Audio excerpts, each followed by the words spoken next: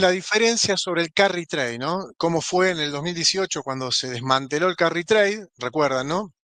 Con toda la corrida, donde realmente había fondos del exterior, BlackRock, PIMCO, etcétera, que tenían posiciones con capitales de corto plazo colocados en carry trade. Recuerden que carry trade es con un dólar estable, fijo, hacer tasa en pesos, teniendo una rentabilidad en dólares muy elevada comparativamente con el resto del mundo.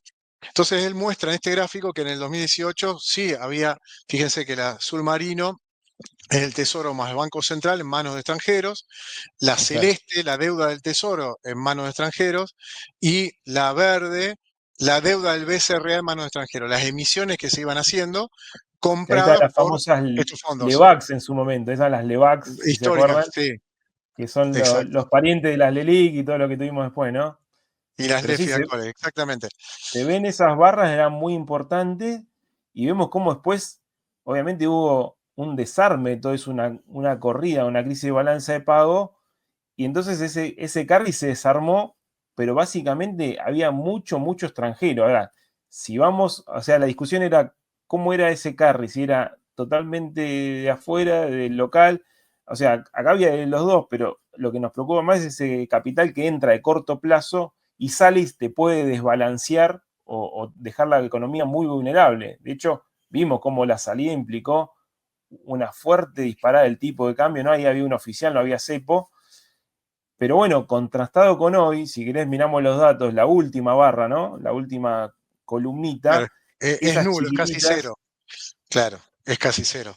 es ¿Por muy qué? Y ahí pequeña, está el ¿no? tuit de Buteler, ¿no? ¿Por qué? Porque se Claro, apalancó justamente localmente con el crédito en dólares. O sea, una empresa toma el crédito en dólares, tiene sus gastos en pesos, sea en inversión o en gasto corriente, tiene que venderle los dólares al Banco Central, el Banco Central en el mercado único de cambios compra los dólares, impactan en las reservas netas y queda posicionado en pesos, entonces haciendo tasa con los flujos de caja intermedios, mientras los va colocando en la economía real. Entonces, bueno, ahí está Buteler contestando que se hizo con los préstamos locales, ¿no? En dólares. claro, ahí Y bueno, es después como la diferencia, ¿no? De dónde salía, ¿no? El carry es más local hoy, no es tanto de afuera, no hay, o sea, el inversor extranjero se quemó con Argentina y le cuesta más entrar, aunque podía aprovechar este carry, todavía está muy reticente, pero bueno, hubo un carry local, de hecho se ve en este gráfico, no cómo aumentaron desde el blanqueo, también tenías que tener combustible que te le dio ese fuerte aumento de depósitos en moneda extranjera del blanqueo, te permitió prestar en dólar. Entonces, vos podías endeudarte en dólares y colocarte en tasa en pesos por arriba de ese crawl que iba al 2 y ahora iba al 1. Entonces vemos cómo esa evolución prácticamente duplicaste el stock de los préstamos, estabas en 7.000, cerca de 7.000 millones de dólares en agosto del 2024 y hoy estás arriba de 14.000 millones, o sea, este es el neto, ¿no? Prácticamente subiste 7.000 y pico de millones de dólares de préstamos en dólares, pero bueno, eso te muestra que es bastante local el tema, no tanto extranjero, ¿no? claro, y aparte, por otro lado, lo que decía antes, ¿no? De las reservas brutas, que era la colocación del blanqueo en la cuenta corriente, pasaba a las reservas netas. Cuando yo doy el préstamo, la pyme lo toma, necesita los pesos transaccionalmente hablando y pasa a las reservas netas. Había un doble efecto, ¿no? Sí, acá te les traje también del balance cambiario, que sería la caja del Banco Central, cómo hay ingresos y egresos, eso también se ve, ¿no? 2017, si vemos en color verde, más de 10.000 millones la diferencial de inversión de portafolio de extranjeros en Argentina, y después vemos cómo cuando vino la crisis se fueron hubo egresos netos ya de 2018 por 17.000 millones, perdón, netos 6.000 millones, 17.000 de egresos nominales, y después 4.500 más en 2019. Recordemos que ya ahí había paso, resultado de la turbulencia esa. Obviamente que ahí tenés también, se fue el resto, reperfilamiento de deuda, bueno, eso todo generó que todos los que ingresaron se fueron rápidamente, dejando también ese tipo de cambio que estaba disparado. O sea, y vemos 2024, si queremos compararlo, hoy no hay un flujo por ese lado, o sea, todavía es muy tenue, o sea, no hay nada casi que entre por ese lado. Lo que sí hay es que el Exacto. blanqueo te permitió revertir lo que era la última columna, ¿no? Que es la formación de activos extranjeros, Bueno, en vez de ahí, ir, ahí va yo, sí. sí, Ahí, fíjate, Amílcar, en esos años, sí, 17, 18, 19, sin cepo, cómo había una formación, lo que se denomina fuga de capitales, de 22.000 el 17, 27.000 el 18 y 27.000 previo al cepo en el 19, ¿no? Donde en el 24 fue positivo. claro, ahí era que desarman, o sea, que se desarmaban ahí las posiciones, te giraba el dinero afuera, o las LEVAC, o todas las posiciones que tenían en pesos, y ahora, bueno, se generó esto, que el blanqueo, gente que aportó sus dólares, pero no tenemos ese ingreso de cartera. O sea, por ahora el gobierno creo quiere que entre la inversión en fierro, ¿no? En la inversión en la Sí, en economía la economía real, real, la que el impacta en las pymes, RIFI, ¿no? La que el impacta que en las impacta pymes, sí. en el día a día de las pymes, como decís vos. Así que bueno, esto es como una discusión que trajimos de Twitter para ir mirándolo. Eh, y bueno, ahora, si querés, enganchamos con lo que fue la semana, ¿no? Estos últimos días. En realidad, ¿cuál fue el disparador, ¿no? Un poco el disparador de esta tormenta cambiaria, si queremos llamarle.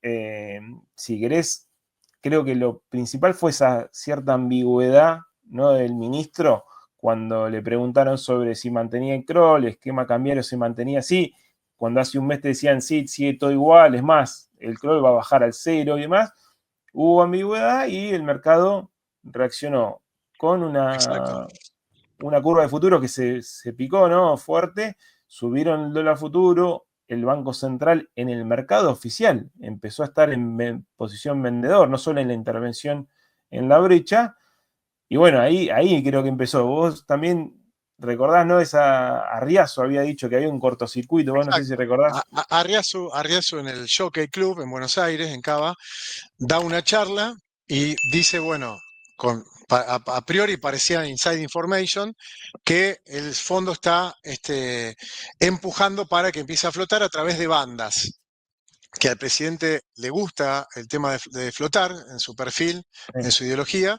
y bueno, Caputo no, por lo que ya le ocurrió en el 2018, recuerden que perdió 15.000 millones cuando recibió los fondos frescos del fondo.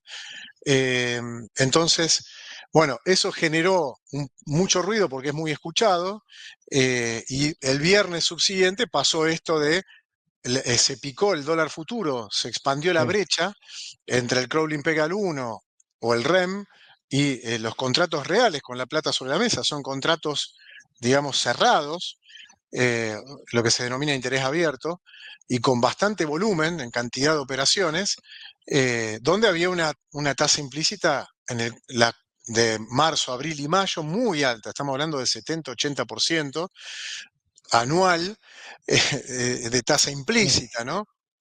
¿Qué es sí. la tasa Si implícita? querés, La diferencia entre el spot y el futuro.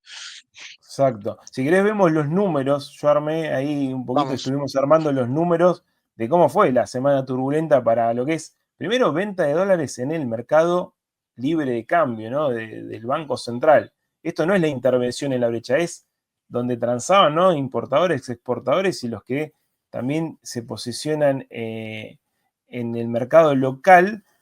Y bueno, tuvimos una pérdida de reservas en realidad ventas netas por 1.204 millones de dólares entre el 14 de marzo y el 21, o sea, entre un viernes y el otro, la brecha pasó del 15 al 20. Obviamente tuvimos brecha mucho más arriba, pero bueno, estamos en un gobierno que 2025 quería tratar de reducir al mínimo la volatilidad cambiaria y ahora esto empezó a subir. Lo que mencionás vos, Diego, la curva de futuros, que es como se transan los contratos del dólar, por ejemplo, a diciembre de este año, se transó arriba de 1.400 pesos. Eso daría una tasa muy importante, ¿no? De evaluación, porque este es el oficial, ¿no? El de 1.070 hoy está transándose en el mercado, llegó a 1.400, después bajó el viernes cerrando en 1.360, y después tenemos la liquidación del agro que tuvo días, que obviamente que eso es un aporte, o sea, cuando hay expectativa de evaluación, el exportador afloja y dice, bueno, quiere ver un poco la película, y hubo este jueves pasado, solamente se liquidaron 20 millones de dólares, que eso es muy poquito, o sea, está a un quinto de la liquidación normal, y muy abajo de lo esperado, ¿no? Entonces, se fue generando ese combo, ¿no? De donde las expectativas divergen y bueno, esto se ve en números, Y ¿no? acá la palabra que complejiza todo es la incertidumbre, ¿no? Es la Exacto. incertidumbre. El mercado, ante la incertidumbre, los agentes económicos van tomando decisiones de cobertura. Obviamente se suscriben tasas demasiado elevadas, ¿no? Pero bueno, es lo que ocurrió. Esos son contratos reales. Y a su vez los bancos estaban con posiciones de venta, ¿no? Donde fueron saliendo también. No solo en los futuros, sino que también en las posiciones de carry trade, hablo de los bancos.